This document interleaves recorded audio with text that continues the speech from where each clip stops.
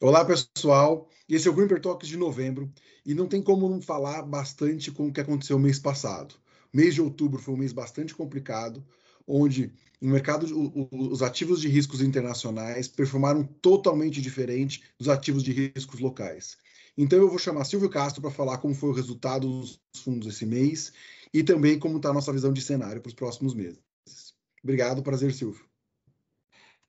João, obrigado pela oportunidade do bate-papo. Eu queria começar, como a gente sempre faz, agradecendo aos nossos clientes, em nome do time da Grimper, pelo voto de confiança que diariamente vocês depositam na gente. Bom, como a gente sempre gosta de fazer, a gente separa os principais gráficos discutidos no nosso comitê de investimentos para tentar facilitar um pouco a compreensão das nossas principais teses e trazer alguns pontos que a gente acha importante para essa discussão. De qualquer forma, como a gente sempre faz também, a gente vai sempre tomar o cuidado de não se fiar demais nos slides e nos gráficos para permitir que quem está só ouvindo esse bate-papo nosso possa acompanhar da mesma forma. Bom, como a gente sempre faz, vamos começar pelos resultados. O mês de outubro, como todo mundo sabe, foi um mês complicadíssimo para a Bolsa, queda de aproximadamente uns 7%, retorno negativo para os ativos de renda fixa, queda na ordem de 3% a 4% para os fundos de renda fixa, um mês difícil para a alocação de uma forma geral, e a gente conseguiu entregar um retorno positivo, próximo do CDI, subindo 0,46, e desde o começo do fundo a gente está subindo 120 do CDI, que dá mais ou menos 3,30. Bom, quando a gente olha o nosso fundo de renda variável, o Meru, ele também se comportou muito bem. Desde o começo do fundo, a bolsa está caindo 10%, ele está caindo próximo de 3% só. E, particularmente, nesses últimos 4 meses, a gente teve a bolsa consecutivamente caindo entre 2,5% e 7%, e o fundo conseguiu proteger muito desse downside, e isso explica o porquê dessa performance praticamente de proteção de capital numa janela muito difícil, onde a bolsa chega a cair mais de 20% entre os meses de junho e meio de outubro. Bom, vamos começar a falar um pouquinho sobre a parte internacional, e parece uma loucura, tá? Mas quando eu falar do internacional, vocês vão ficar com a impressão que foi um mês incrivelmente tranquilo para a gestão, e quando eu falar da parte local, vocês vão ficar com a impressão que foi um mês absolutamente catastrófico para a gestão, e a verdade é que um fundo como o Blan e o Meru, ao poder fazer essa diversificação do local e internacional, ele captura um pouco do upside e do downside desses dois mundos, né? E aí, claro, a gente tenta da melhor forma possível estar exposto aonde a gente vê a melhor relação risco-retorno. Então, vamos começar falando um pouquinho do internacional. Eu acho que o grande destaque agora é a discussão de política monetária nos Estados Unidos. Tem toda uma discussão com relação ao fim do programa de quantitative easing, que é basicamente aquele programa de recompra de títulos de renda fixa, seja mortgage, seja títulos públicos. O mercado já precifica, dado que a inflação está vindo alta, com uma aceleração de atividade para esse último TRI, é o que a gente chama aqui internamente de estar naquele quadrante de reflação. Isso normalmente acelera discussões sobre aperto de política monetária.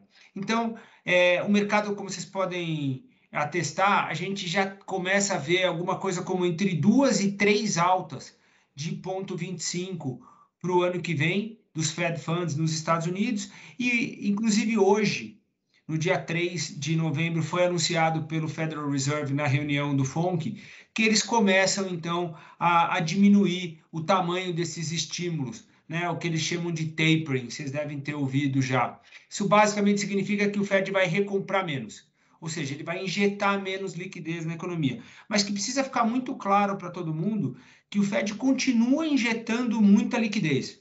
Não se trata de uma política restritiva, que é diferente do que a gente está vendo no Brasil. O que a gente está vendo nos Estados Unidos é uma política menos estimulativa. Até por isso, os ativos de risco continuam performando muito bem por lá. Bom, outra coisa importante, parte da explicação do porquê o terceiro trimestre no mundo desenvolvido não foi tão bom, vem do fato da gente ter visto ainda uma certa dificuldade para a reabertura das economias. Eu vou falar um pouquinho sobre o Covid daqui a pouco, mas o que vocês vão perceber é que teve uma injeção de liquidez maciça, ela permaneceu maciça ao longo do terceiro tri, e agora, no final do terceiro tri, a gente começa a ver, e nesse começo de quarto tri, tanto países desenvolvidos quanto países emergentes anunciando algum tipo de restrição, o que é absolutamente natural. A política monetária no mundo, ela foi totalmente fora do padrão, totalmente estimulativa em todos os países, e a política fiscal também. E à medida que a gente vai saindo do cenário da pandemia, é natural a gente ver algum tipo de diminuição desses estímulos todos. A outra coisa que é importante comentar, tem uma expectativa muito grande nos Estados Unidos com relação ao pacote que ficou conhecido como Build Back Better, que é basicamente o pacote do governo Biden com expectativa de reforçar investimentos em infraestrutura, parte disso numa infraestrutura, vou chamar de social, investir em capital humano, e parte disso em capital físico também. Então, esse é um pouco do que está sendo discutido. O mercado chegou a ventilar a possibilidade desse número chegar a 2,7, quase 3 trilhões de dólares, mas tudo indica que os democratas vão acabar aceitando uma discussão mais na linha de 1,7, 1,8 trilhão, que ainda é um valor expressivo, mas tem que lembrar que isso vai ser distribuído ao longo de uma janela relativamente longa, então o impacto não é tão violento assim no PIB no curto prazo. Com relação, então, à pandemia, a gente vê uma melhora praticamente no mundo todo. A única exceção é o Reino Unido, onde a gente começa a ver na margem alguma deterioração, e essa semana a gente ouve também um pouquinho de discussão com relação à China, algum tipo de lockdown em algumas cidades, algo que a gente já não via por lá faz um tempo, mas especialmente nos Estados Unidos, e também, por que não dizer, aqui no Brasil, onde a gente viu uma segunda e terceira ondas muito fortes, a gente começa a ver uma queda importante dos casos, e isso é muito importante porque vai permitir a reabertura, especialmente do setor de serviço nessas economias. A gente começa a ver alguma recuperação das surpresas econômicas. A gente viu de junho para cá praticamente ininterruptas surpresas negativas, e agora a gente começa a ver surpresas mais para o lado positivo de novo, algo que a gente deveria esperar, dado que a gente está num quadrante de reflação. E por falar nisso, o que a gente percebe, olhando os números de pesquisas com gerentes de compra, é que a gente tem um cenário ainda muito benigno para esse mês de outubro, e a gente deve continuar vendo isso em novembro. Grande preocupação, e a gente vai destacar isso, continua sendo nas cadeias de produção e na dificuldade de contratar mão de obra, mas a gente não vê dificuldade das empresas crescerem por falta de demanda. Muitas vezes as empresas não estão crescendo ainda mais só por falta de oferta, eventualmente, ou de mão de obra, mas principalmente de materiais no setor de manufatura. Bom, falando então sobre essa discussão no setor de manufatura, ainda quando a gente roda aquelas nossas análises de machine learning, o que a gente vê é uma preocupação generalizada com atrasos nas entregas, com falta de mercadorias, falta de matéria-prima. Então, isso é algo que vem se repetindo há praticamente 6 meses, e toda vez que a gente roda o nosso machine learning, né, o nosso LDA, que é o nosso programa.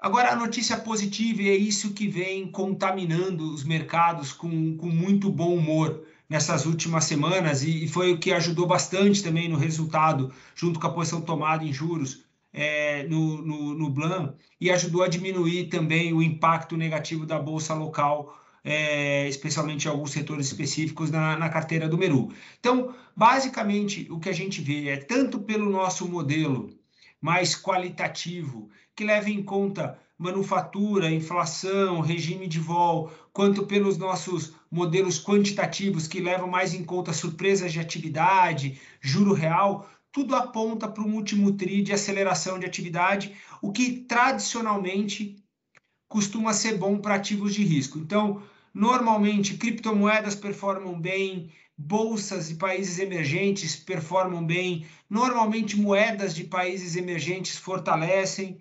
e normalmente a gente vê o dólar, franco, as moedas ien, euro, moedas de reserva de uma forma geral, não performam tão bem. É um período também onde a gente vê normalmente emerging markets e small caps performando até melhor do que large caps. E isso torna tão difícil essa discussão de mercados brasileiros que a gente vai ter daqui a pouco, porque quando a gente está num quadrante 2, especialmente com uma aceleração forte de commodities, é de se esperar que o Brasil, por ter essa vocação de produtor global de commodities, se beneficie muito, e não foi o que a gente viu. Bom, ainda na discussão de commodities, a gente vê quase que uma tempestade perfeita, né? Você teve todo tipo de fator climatológico atrapalhando os preços das commodities energéticas. Então, a gente está falando de seca no Brasil, a gente está falando de enchente atrapalhando mineração de carvão na China, a gente está falando de problemas sísmicos na Holanda, a gente está falando de falta de vento na Alemanha e na Inglaterra, a gente está falando de dificuldades para escoar, inclusive, e aí é um pouco mais política, mas dificuldade para escoar gás natural da Rússia para a Europa, e tudo isso acaba culminando numa aceleração exponencial dos preços de commodities energéticas que acabam tendo um impacto secundário na economia como um todo. Bom, a gente continua animado para preço de commodities, a gente carrega uma cesta de commodities no Blan. Normalmente as commodities elas performam muito bem quando a gente está num quadrante 2, e o que a gente vê é uma combinação de um quadrante onde a demanda é alta, num momento que os estoques estão baixos. Então, isso deveria forçar uma elevação de preço para trazer novos produtores para a mesa. Como nunca é fácil você reacelerar a oferta no segmento de commodities, a gente tende a ver esses preços permanecendo num patamar elevado por um tempo razoavelmente grande. Outra coisa que a gente vê é os investidores, de uma forma geral, com posições mais leves agora no segmento, o que facilita. É claro que a gente vai ver dias de drawdown importante, especialmente quando a gente olha gás natural, petróleo, mas também as commodities agrícolas. Pra vocês terem uma ideia, em 12 meses o preço do petróleo quase dobrou e a gente teve pelo menos uns 4, 5 movimentos de quedas de 10% no preço da commodity ao longo dessa janela. Então isso faz parte de você ter uma carteira com uma certa diversificação nesse segmento, mas a gente continua animado para as oportunidades que se abrem à frente. Bom, com relação à renda variável, é outro segmento que se beneficia muito num quadrante de reaceleração de atividade, com aceleração inflacionária, com bancos centrais ainda no estágio muito prematuro de aperto, com vol baixa. Quando a gente soma isso ao fato do prêmio de risco, especialmente na Europa, está elevado, mas nos Estados Unidos também permanece num patamar relativamente alto, e a gente pega uma temporada tão forte de resultados como a gente viu no mundo desenvolvido, a gente deveria esperar um suporte interessante ainda para a Bolsa, até porque a gente não vê um posicionamento tão agressivo na ponta comprada por parte dos investidores lá fora. Bom, com relação a riscos, os dois grandes riscos, na nossa opinião, continua sendo um erro de política, seja fiscal, seja monetária, você retirar muito rapidamente os estímulos, isso atrapalharia os mercados. E o outro grande risco é um risco climático, a gente está chegando no inverno no hemisfério norte, e se a gente tiver um inverno muito rigoroso, isso pode pressionar ainda mais o preço das commodities, especialmente na parte de energia. Então, a gente, só para eu concluir, na parte internacional, é onde está praticamente todo o risco do fundo Blan, nesse momento. A gente tem posições compradas em bolsa no exterior, isso é mais ou menos algo como 15%, 16% do PL em termos líquidos. A gente também carrega uma posição tomada em juros para esse último TRI. Normalmente a renda fixa performa mal quando a gente está nesse quadrante de reaceleração. E a gente tem uma posição comprada em commodities. Quando a gente soma isso, a gente está falando de mais ou menos algo na casa de 21%, 22% do PL comprado entre posições de bolsa e posições de commodities, mais um PL em equivalente ano tomado em taxa de juros lá fora.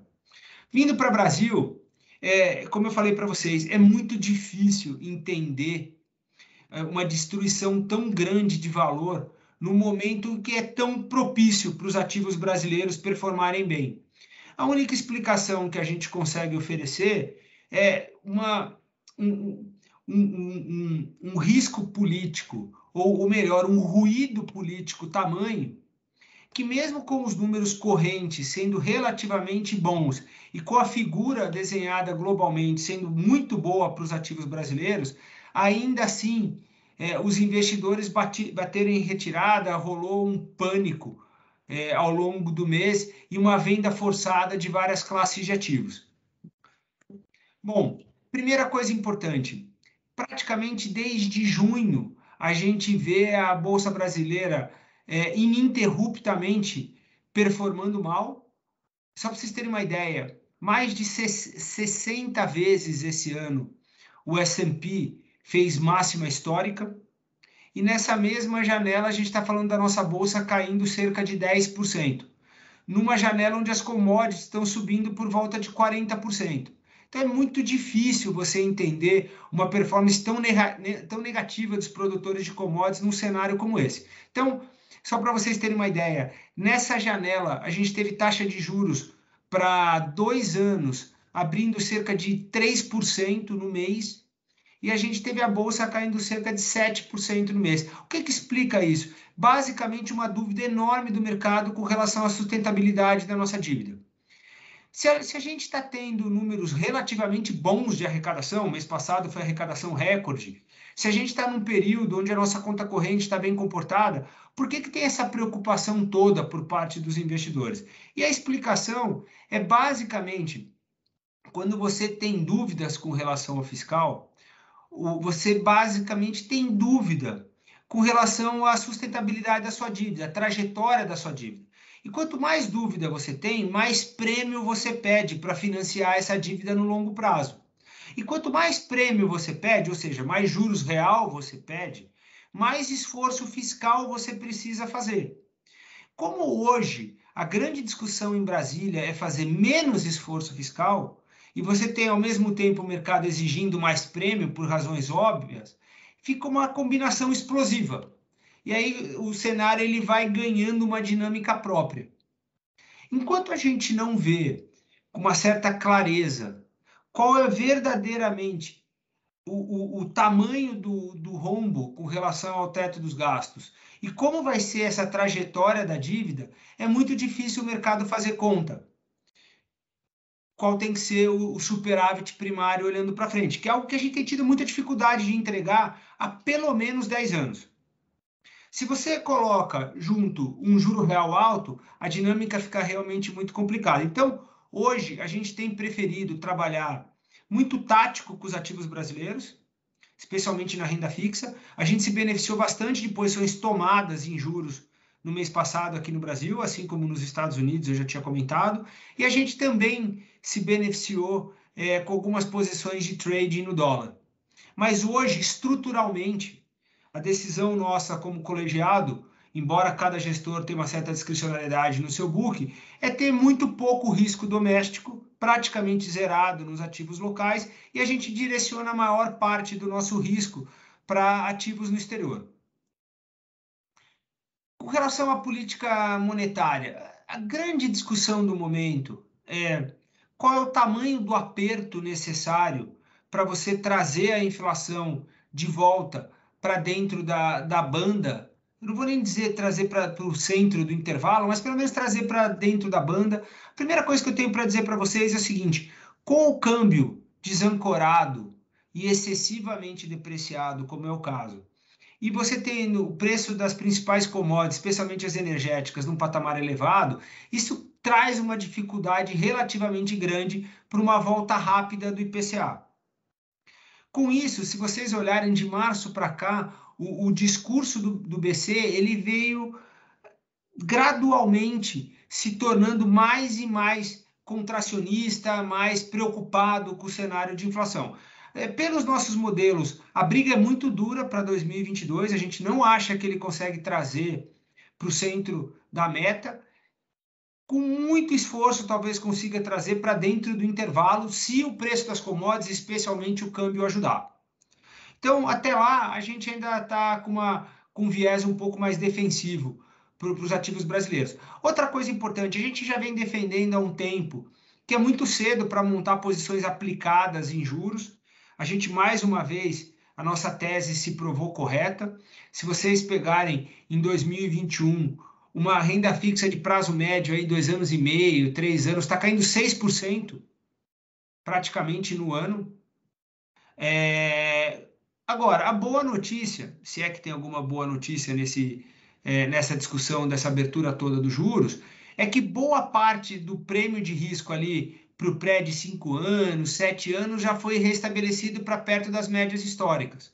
Então já não é mais tão ruim assim essas posições aplicadas. A gente só não acha que tem prêmio suficiente para a gente usar o nosso orçamento de risco. A gente acha que é um retorno mais fácil em equities lá fora do que nessa posição aplicada em juros no Brasil. Mas definitivamente a gente já não está mais tão animado de montar posição tomada em juros por enquanto. A gente desmontou no finzinho do mês passado essa posição.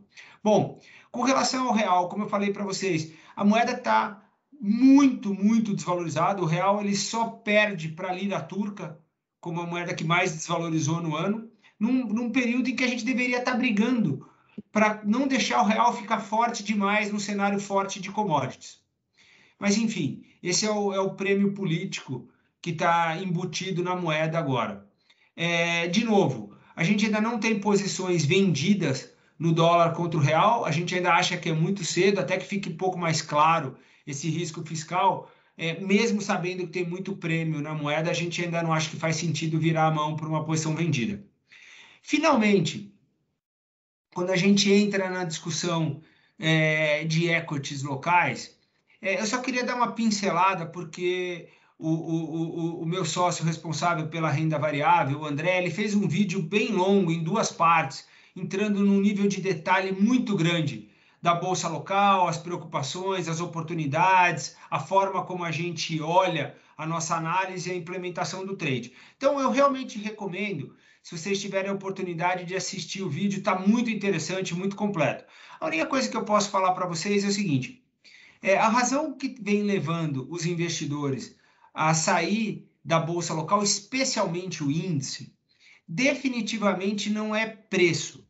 A nossa Bolsa é muito barata, o prêmio de risco dela é muito alto em cima de uma taxa de juros que também é muito alta.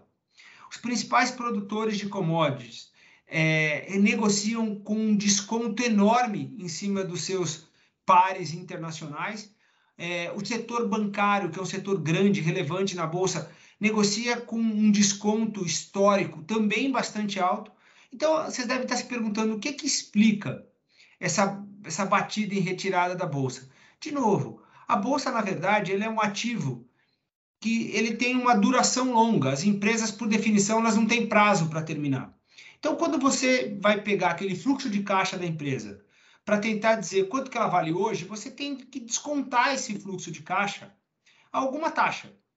Quanto mais incerteza você tem, seja com relação à taxa livre de risco, seja com relação ao prêmio para você ser sócio de um negócio, mais alta essa taxa de desconto.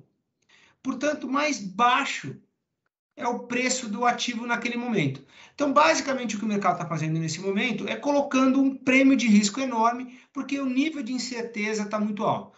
Na nossa impressão, talvez seja até alto demais, especialmente num quadrante 2 global, mas a gente está tendo a disciplina de olhar onde que tem o melhor Sharpe, onde tem a melhor relação risco-retorno para a gente. Parece que lá fora tem uma relação risco-retorno que está um pouco mais eficiente, um pouco mais interessante, um cenário um pouco mais claro. Então, por isso que a gente prefere utilizar a maior parte do nosso orçamento de risco lá fora, mas eu não vou negar para vocês, a gente está sempre flertando com essas oportunidades em bolsa local, porque de fato tem muita coisa muito boa, empresa muito bem gerida, num nível de preço muito baixo. Mas não esperem que é daí que vai vir a maior parte do retorno para o bem ou para o mal dentro do Blanc. A maior parte do nosso risco vai continuar sendo alocado lá fora, que é onde a gente consegue ver uma relação risco-retorno mais alta. A última coisa que eu queria falar com relação ao Brasil. Infelizmente, a gente se pega mais uma vez numa discussão míope, curto prazista, discutindo como é que a gente vai financiar gastos para a janela de 1, 2 anos, e infelizmente a gente perde a oportunidade de ter uma discussão que é muito mais rica e útil para a nossa sociedade, que é tentar entender como é que a gente aprende a crescer de novo. Esse país já está há praticamente 20 anos sem saber direito o que é crescer. Definitivamente não dá para a gente trabalhar com uma produtividade dos fatores tão baixos, não dá para trabalhar com um crescimento de PIB per capita praticamente zero há 30 anos. Só para vocês terem uma ideia, tá? O PIB nos anos 90 foi 2,6, com o crescimento da população e idade ativa de 2,1. O PIB nos anos 2000, com todo o boom de commodities, foi 3,5, com a população e idade ativa crescendo 2. O PIB nos anos 2010 foi 0, com a população crescendo quase 1,5. Então, quando a gente olha essa janela de 30 anos, per capita, a economia praticamente não saiu do lugar. Eu acho que está na hora da gente sair um pouco dessa discussão míope e pouco construtiva e tentar entender o que a gente precisa fazer, seja no remanejamento orçamentário no Brasil, seja na redução do prêmio de risco, seja em focar investimento produtivo e menos gasto de custeio, mas a gente precisa repensar, porque definitivamente a gente não está no caminho certo, que é você tentar reduzir essa desigualdade da renda média do brasileiro em relação aos pares internacionais e melhorar a qualidade de vida da população e a qualidade da mão de obra que a gente tem disponível para fazer o país crescer. Então, eu queria terminar por aqui, mais uma vez agradecendo imensamente pelo voto de confiança de vocês, e dizer que, como sempre, a gente vai olhar com muito cuidado aí os acidentes na estrada e a gente vai, como sempre, tentar evitar os grandes erros e ir acruando o prêmio de risco das classes que oferecem melhores oportunidades. Obrigado e até o mês que vem. Obrigado, pessoal, e até a próxima.